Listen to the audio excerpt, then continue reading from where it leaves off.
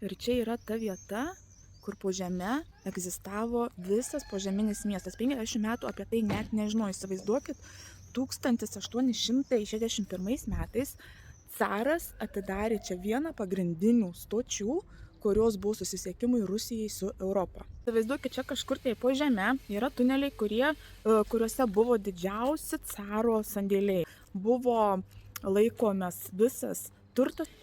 Ir 50 metų apie tai niekas nežino, tiesiog pamiršo šitos tunelius, kad jie yra. Ir per pirmąjį pasaulinį karą paėmė ją ir susprogdino. Ir taip susprogdino, kad liko iš jos tik tai griuvėsiai, tiesiog išnyko iš istorijos ir jinai buvo visiškai užmiršta. Praėjus daugiau negu 50 metų, kybartiškiai sugalvojo, kad reikia pasistatyti vėl stotį. Bevažinėjant technikai lūžo traktorius. Ir tuomet atrado vėl šitos požemius, kad jie tokie yra tarsi kažkokį tai atradimą padarė. Ant tiek buvo pamiršę, kad tik įlūžus jie galvo, o vau, požemiai.